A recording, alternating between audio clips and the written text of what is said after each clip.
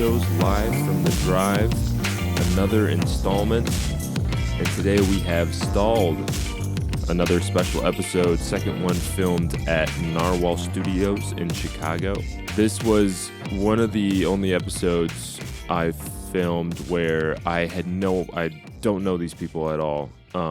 Most of these episodes past and some in the future, they're friends of mine or I just know them in the music world. Stalled was one that I had never met these people before until 20 minutes before they started playing, and they could not have been nicer. I felt really bad because I had to push back their session time, and they were the nicest dudes and super talented, awesome band.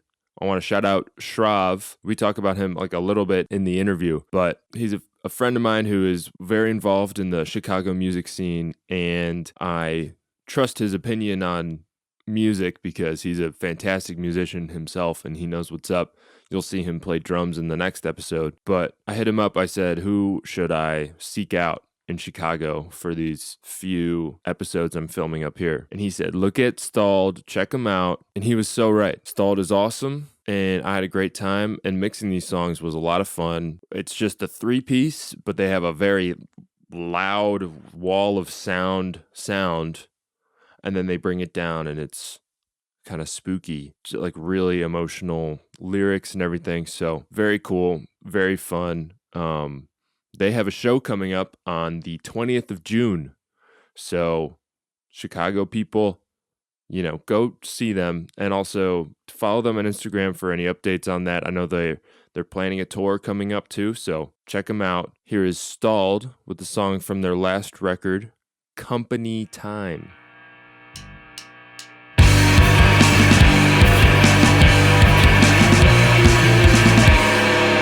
Bottom line, it's just results.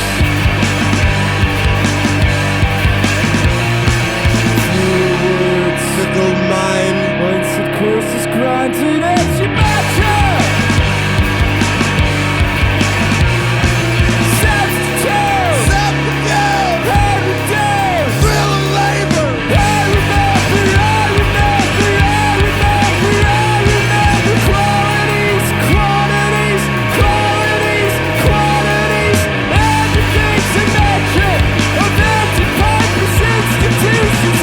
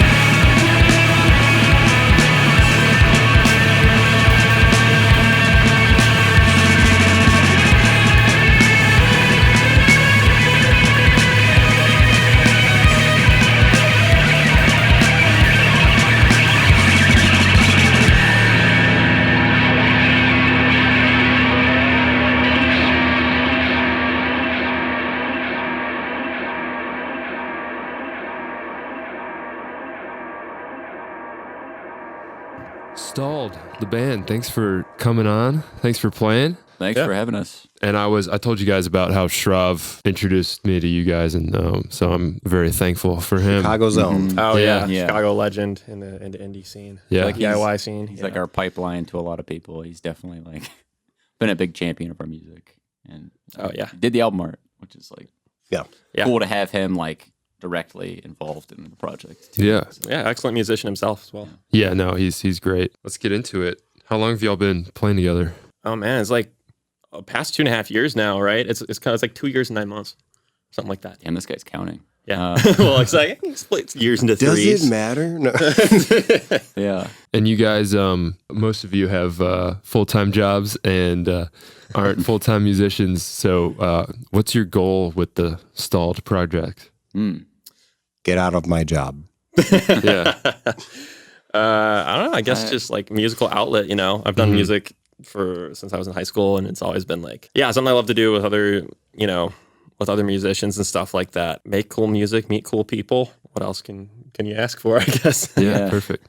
I think playing live is like a big like staple of the band. Like the entire time we've been playing together, we've like always been playing shows. I think we've taken like small breaks to try to focus on recording. But yeah, I mean, without live shows, I think that it'd be a very different dynamic. So that's like where we develop a lot of our music, and also just where we meet like a lot of the people that we end up playing with and stuff like that. So yeah, like first and foremost, just keep playing out and developing new stuff like through that. I know you've said to be able to be just like a Chicago band that is like approachable to just like play shows and to be like active in that scene and to play live shows and just be active in playing live and having self-control over the recording and stuff. Yeah, when I was like first getting involved in music here, I was like I just thought like the sort of like concept behind Joan of Arc, like Tim Kinsella's bands, was like really cool. That he had a lot of musicians moving in and out of it, and it's just like a really dynamic project. They were a band that it seemed like they could just, whenever they wanted, just like hit up a Chicago venue and play. So like that's always just kind of been like a sort of like, oh, like we made it, like sort of like milestone or something of just like if we were just able to like hit up anytime we wanted to put together like a cool bill or something and for sure like play something like that's like I feel like end game for the band would be reaching something like that. Just call them and like, hey, can we play? That's cool. That's a good. I like that outlook. I want to be a Chicago band. Yeah, right on. Accomplished. Your energy when you guys play is so fun. I'm sure I got to catch a show. I'm sure it's a riot. Are folks moshing and everything, or people don't know what to do? Yeah. It's kind of really not like, it's like heavy, but it's not the same tempo. And I feel like it's like, We don't do breakdowns. like it's heavy, but not really in the same way that people will mosh. A lot of times people are really like paying attention and stuff, which is interesting. yeah, no, that's what you want first and foremost. So I mean, we've had times where people are moshing at like college shows and stuff, which is also cool. I love the energy, but We're not your daddy's hardcore band. We got our own little thing going. Nice. I feel like so much of the time we're either like the heaviest band on the bill or we're just like a fish out of water. Or we misread the bill and we planned for a set that we thought was going to be softer, and then like all the other bands were like way heavier. And we're like thrash bands. Yeah. So your music is very dynamic. Can you walk me through the thought process about being intentional about your dynamics and the benefits that brings?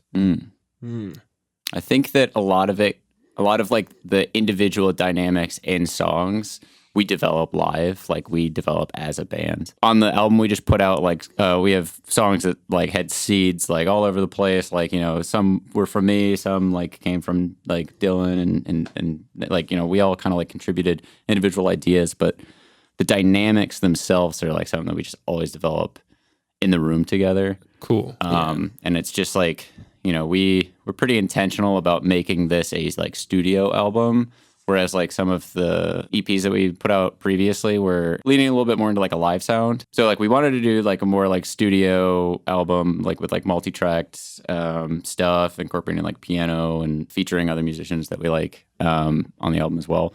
But like it still stemmed out of us developing the songs for like live shows. Yeah. And then just kind of like layering stuff on top of that. Yeah, and I think dynamics wise too, it's like, I don't know. It's I feel like the loud quiet thing has always been like a thing that we've been kind of searching for and stuff. And maybe for me, it's because I don't have a big enough attention span to sit on something for too long without things changing a little bit and kind of pulling in that like Radiohead, never do the same, verse exactly the same twice, where you kind of just have like little changes that build up and add the things. And I think it's kind of in the details for a lot of that stuff. Yeah, we were definitely very intentional about like song dynamics, and even within a single song, and then also from song to song on a project. We have a very wide variety of like the music that we like care about and like, and we're very open through the writing process about what we think a stalled song is, and we're still trying to figure that out. That's what the last album was like, sort of figuring out what a stalled album is and stuff. Yeah. So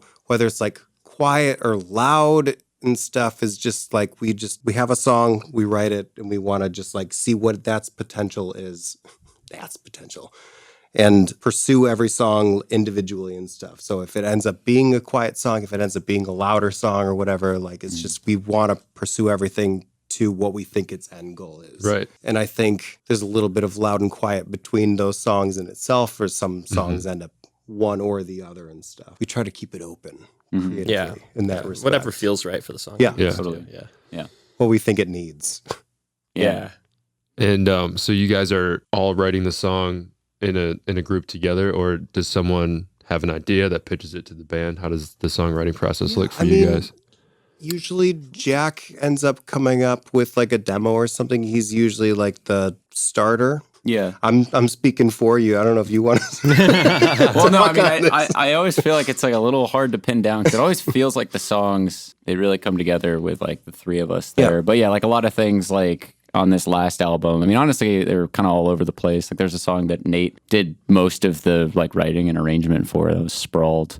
And then there's another song that started off with like with like a bass line that Dylan was like messing around with in the practice space, that we just like kind of like literally, I think as you were making it up, we were just like layering stuff on top of it live, and then we were just like, oh, this is a song. It's a song now, yeah. But yeah, I mean, a lot of the other stuff, it's like really loose, just like guitar riffs that I would just like play at home.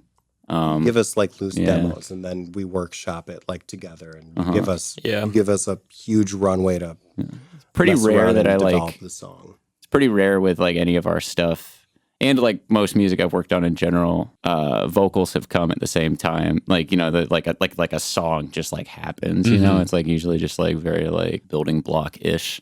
And so with like this band, it's cool because it's just like I can get that first sort of like block in there, and that's just like, here's like a general guitar riff that might even change like by the time we get to the end of the song being developed. Yeah. But then like, right after that initial seed is out there, then we just kind of like same with the structure from too. There, yeah. Yeah, sometimes they have like a kind of a general structure that he brings in, but then we'll try different things, and I'll like suggest things for it. And it's definitely become more of like a group dynamic thing as time has gone on, and we've been able to really just take things together and stuff. So, all right, now we're gonna hear Stalled perform "Baroque" by Modest Mouse.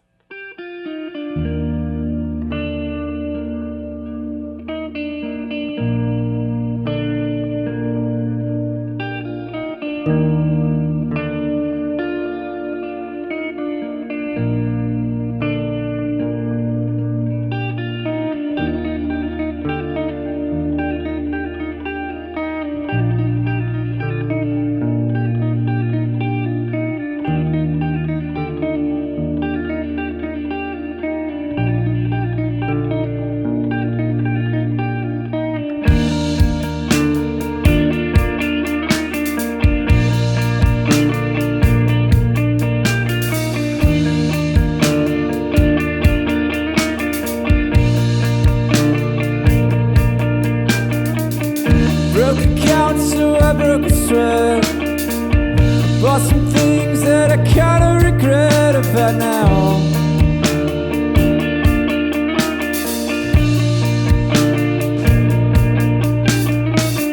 Broke your glasses up, broke the ice. Said that I was an asshole and I paid the price.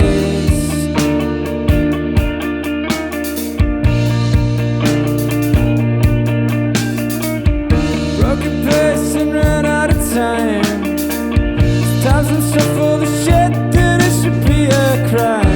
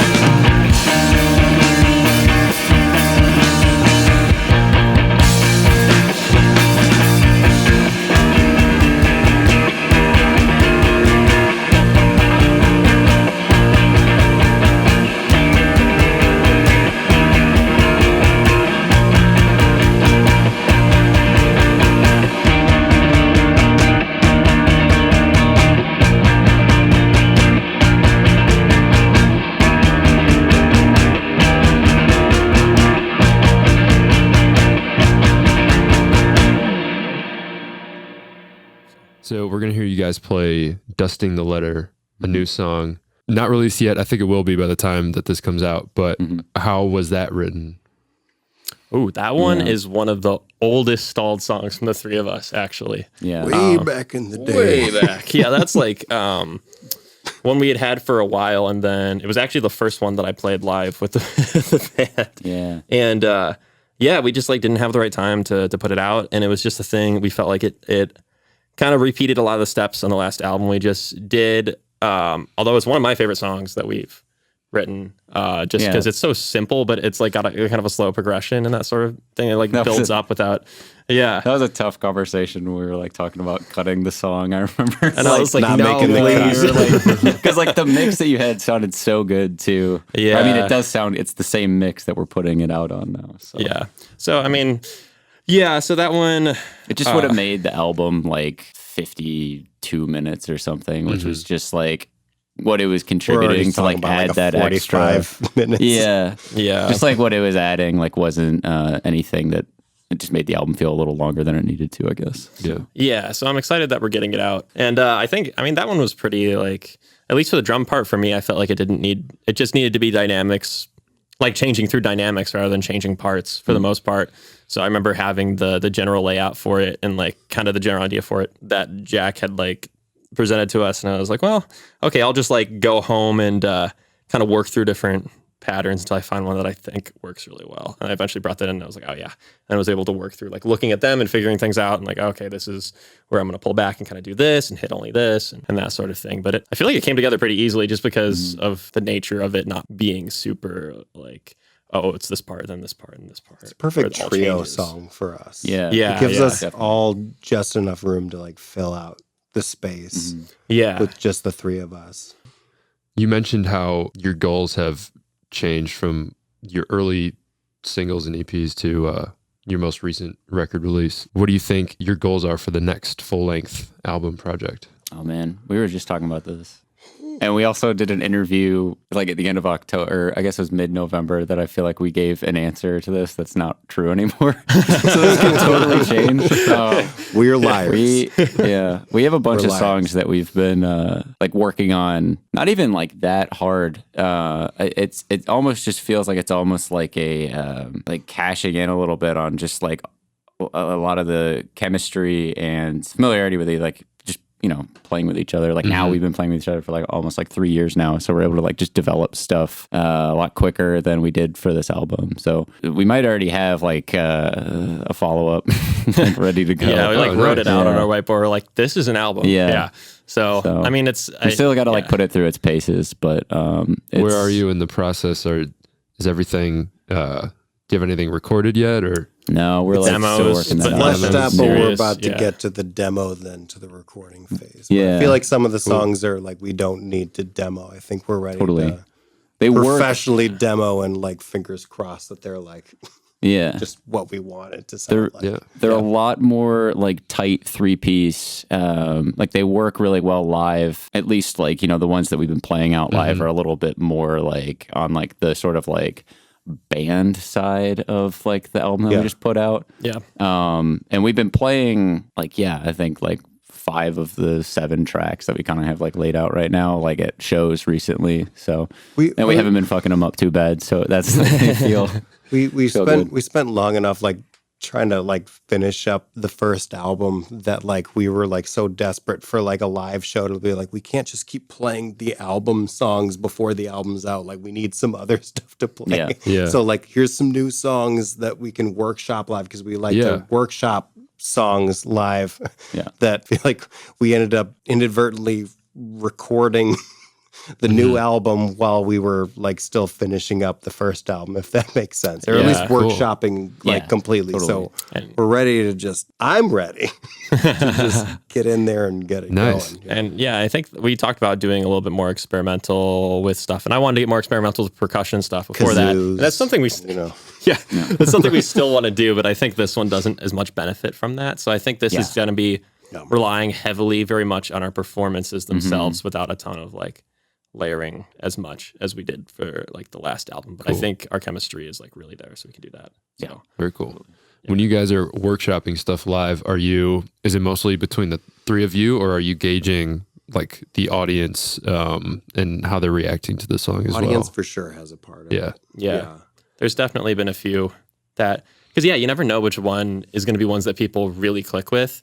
And there's been a couple that we've played live as like, oh, okay, well, it's something we can kind of just play. And people have been like, oh, that's like my favorite one. Or like, oh yeah. Huh, like, okay, yeah. So we like take that into consideration, like, okay, maybe we should get a recording of that and that sort of thing. So yeah, I'd say we definitely pay attention to each other, but we also pay attention to what people tell us about which ones they like and what they like about them and that sort of thing. The audience reaction was like a huge part in the writing and recording process for the previous album. So I think when we came into this album, we knew that we had to try to incorporate that in a certain way. We're not like, obviously we're not doing like surveys like, what did you think about this song? Like, did you like that song? But yeah, you want to get a song ready to play live and then see if what you're excited about is exciting the crowd in the same way. And obviously, like every show is a little bit different, like a crowd of 3 people, which we don't do.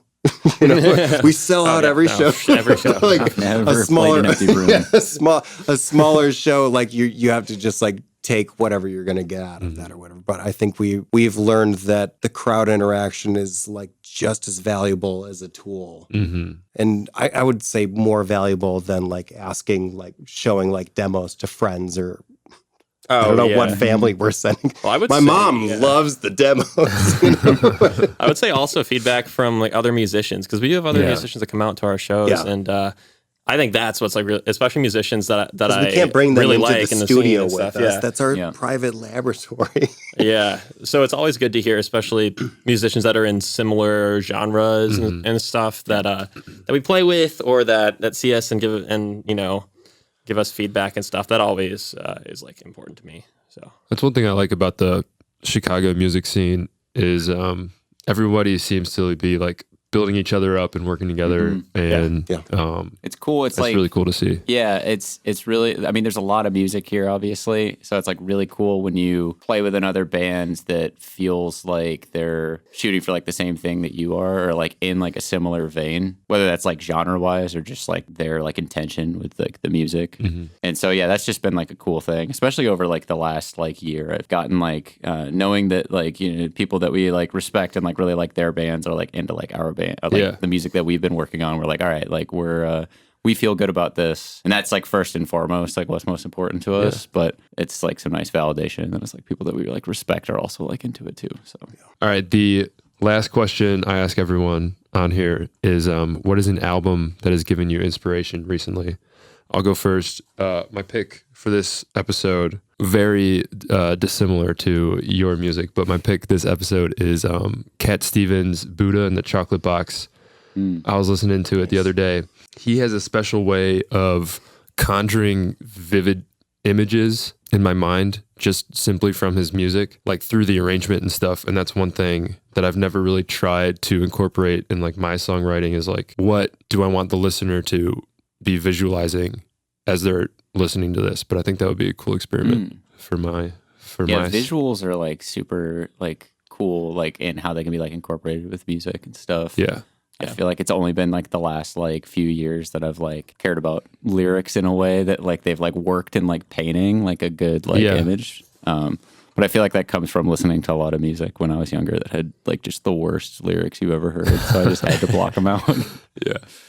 Anyway, what is an album that has given you inspiration recently? The first one that comes to my mind, it's not even like a recent album, but somehow I'd listened to, so it's like The Money Store by Death Grips was one that I'd listened to in the past in bits, but now it's been my go-to whenever I exercise, just throw the whole album on. And I just love how, I know it's like been a hugely inspirational album for a lot of people. And I just love the grittiness of it and the experimentation with like sound and that sort of thing, especially since that's something that I want to get more into. And it's having me want to do some more experimental production on things and really seek out other things that expand my horizons on that and really figure out ways that I can make sound that is appropriate for the genre that also isn't something that you would conventionally hear in it. And then also, I mean, the drumming's insane. So, of course, it's like incredible. So, Drummer. Cool. what can I say? Man, I'd have to say completely different from Death Grips. It's this album called Dance of the Sun and the Moon by Natural Snow Buildings. They're like a French drone band. And some of their other stuff is like, yeah, like very drone, almost like dungeon synthy.